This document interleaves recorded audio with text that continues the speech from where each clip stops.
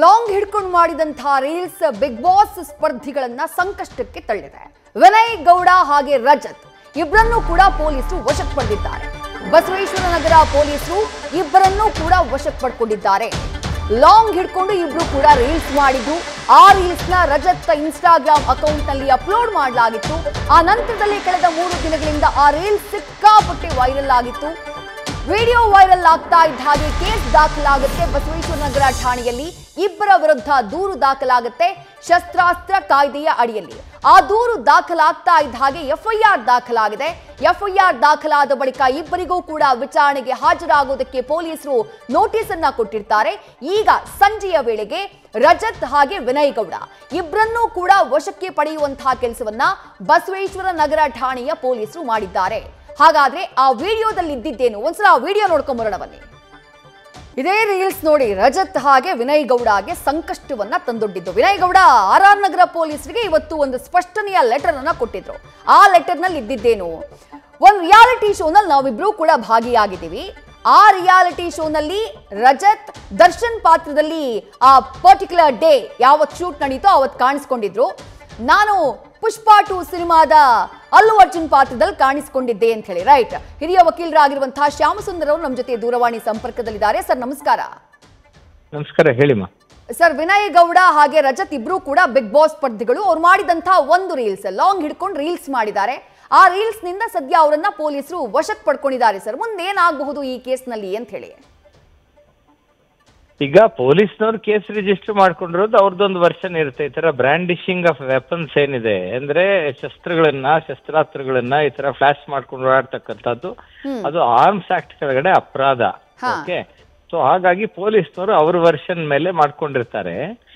But ನಾಳೆ court ಮುಂದೆ ಬಂದಾಗ ಅವರು ಆರೋಪಿತರ ಸ್ಥಾನದಲ್ಲಿರೋರು ಹೇಳ್ತಾರೆ, it was only for the purpose of an entertainment, it was only for the purpose of A stage play. So ಅಲ್ಲಿ intention to commit offence ಏನಿರ್ಲಿಲ್ಲ ಅಂತ ಹೇಳ್ತಾರೆ.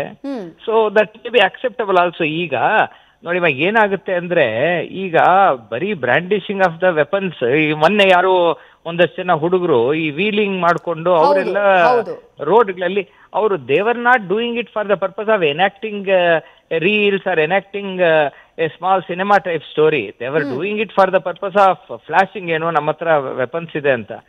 ಇವರು ರೀಲ್ಸ್ ಮಾಡುವಂತ ಉದ್ದೇಶಕ್ಕೆ ಮಾಡಿದ್ರೆ ಅದನ್ನ ಅಪರಾಧ ಅಂತ ಕನ್ಸಿಡರ್ ಮಾಡಿದಾಗ then in every cinema, in every you see a hero flashing a gun or somebody else flashing a weapon should be brought under the Arms Act. That will be stretching the law too much ಅಂತ ಆಗುತ್ತೆ.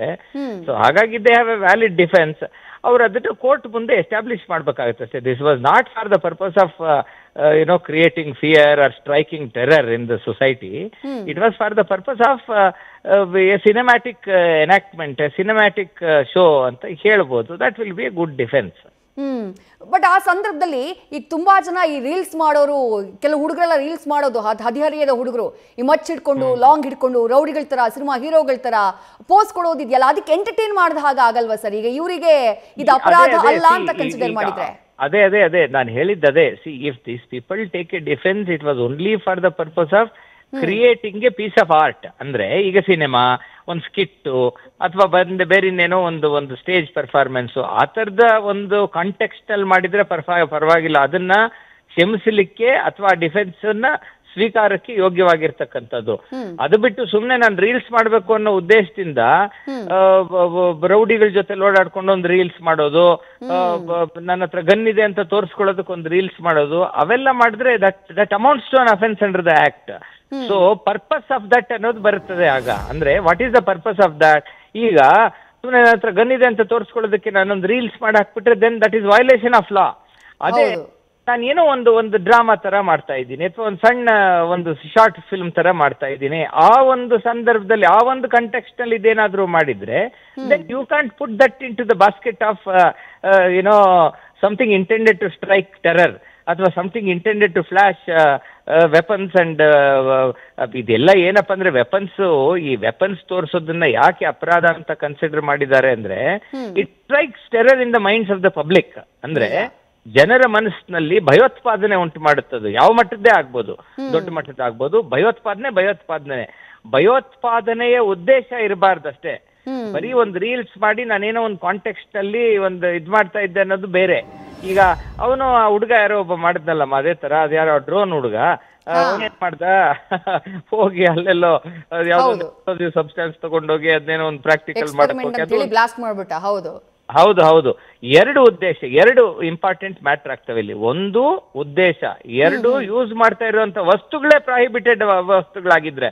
ಇವಾಗ suppose even ಸಿನಿಮಾದಲ್ಲಿ use ಮಾಡೋದಕ್ಕೂ if you are using the prohibited weapon itself, then ಅದೆಲ್ಲಿಂದ ಬಂತು ಅಂತ ಕೇಳ್ತಾರೆ. That itself is an offence, possession. So ಹಾಗಾಗಿ it has different dimensions. So let us wait and watch. Of course, police have done their job. ಈಗ ಇವ್ರು ಏನ್ defence ತಗೋತಾರೆ, ಅವರ ಇನ್ನೋಸೆನ್ಸ್ ಯಾವ ತರ ಪ್ಲೀಡ್ ಮಾಡ್ಕೋಬೇಕಾಗ್ತದೆ ಅನ್ನೋದನ್ನ ನಾಳೆ ನೋಡ್ಬೇಕಾಗ್ತದೆ. Right sir. Thank you sir news first ಜೊತೆ ಮಾತನಾಡಿದ್ದಕ್ಕೆ, ಮಾಹಿತಿಯನ್ನು ಹಂಚಿಕೊಂಡ್ರು. ಬಹಳ ಉಪಯುಕ್ತವಾದಂತಹ ಮಾಹಿತಿ. ಇಡೀ ಕೇಸ್ಗೆ ಸಂಬಂಧಪಟ್ಟ ಹಾಗೆ ಏನಾಗಬಹುದು, ಈ ಕೇಸ್ ಯಾವ ರೀತಿ ಮುಂದಕ್ಕೆ ಸಾಗುತ್ತೆ, ಇದ್ರ ಬಗ್ಗೆ ಮಾಹಿತಿಯನ್ನ ನೀಡಿದ್ರು. ನ್ಯೂಸ್ ಫಸ್ಟ್ ನಿರ್ಭೀತಿಯಿಂದ ನಿಮ್ಮ ಪರವಾಗಿ.